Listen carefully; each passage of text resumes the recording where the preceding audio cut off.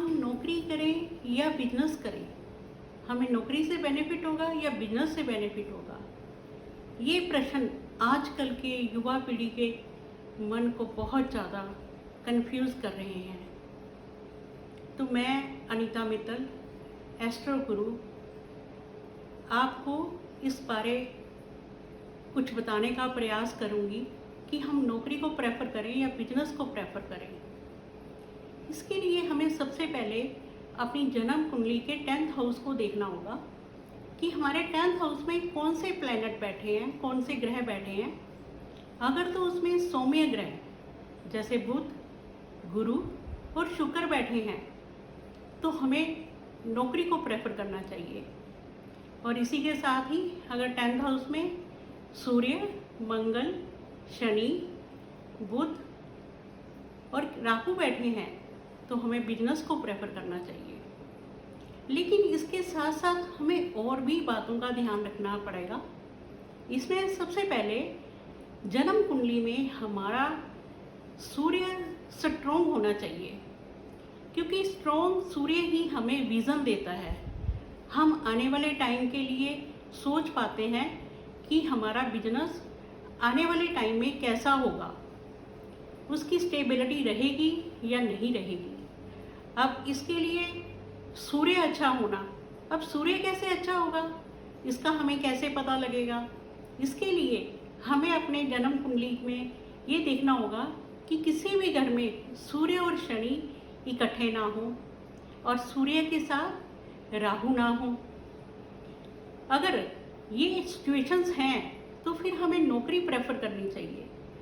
लेकिन अगर हमारा मन है कि हम बिजनेस करें तो हम इनका इस प्लैनेट को बैलेंस भी कर सकते हैं। तो इसके लिए हमें डेली 108 मनकों की एक माला गायत्री मंत्र की करनी चाहिए और साथ ही मोंकीज को गुड़ और चने डालने चाहिए। अब दूसरा कारण क्या है कि जन्म कुंडली में हमारा वाणी का, बुद्धि का कारक और स्किल को रिप्रेजेंट करने का कारक बुध हमारा अच्छा होना चाहिए। क्योंकि अगर हमारा बुध होगा, हमारी सोचने विचारने की शक्ति अच्छी होगी, तभी हम अन्य काम कर पाएंगे। तो बुध कैसे अच्छा होगा?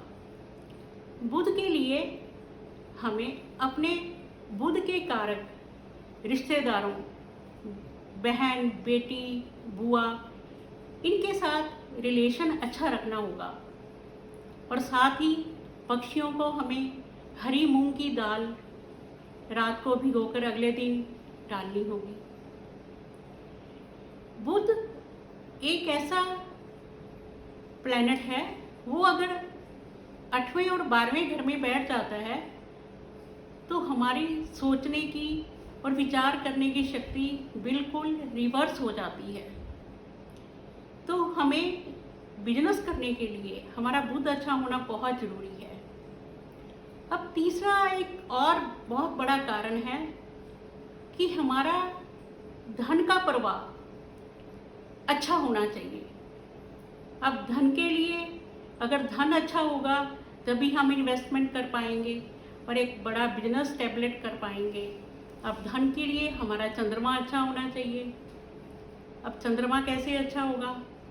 अगर हम अपनी माता की, अपनी मदर की सेवा करते हैं और शिव भोले की पूजा करते हैं तो हमारा चंद्रमा अच्छा रहेगा। अगर चंद्रमा अच्छा नहीं है तो हम अपने बिजनेस को फ्लरिश नहीं कर सकते। अब इसके साथ साथ अब हमारे पास सन भी स्ट्रांग हो गया, बुध भी अच्छा हो गया, चंद्रमा भी ठीक हो गया। अब बिजनेस करने के लिए हमारे अंदर साहस भी होना चाहिए, पराक्रम भी होना चाहिए, उत्साह होना चाहिए कि हम बिजनेस को लेकर कितने मोटिवेटेड हैं। अब इसके लिए हमारा मंगल अच्छा होना बहुत ज़रूरी है। हम डिटर्मिनेशन को लेके चले कि हमने ये काम करना ही करना है। तो ये बिजनेस और जॉब करने के लिए हमें ये कुछ बातों का ध्यान रखना होगा। तो इन सभी चीज़ों को सोचकर ही हम अंदाज़ा लगा सकते हैं कि हम जॉब करें या बिजनेस को प्रेफर करें।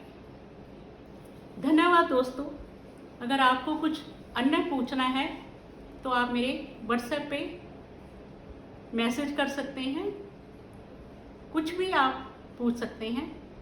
प्लीज़ मेरे चैनल को सब्सक्राइब ज़रूर करना, शेयर करना।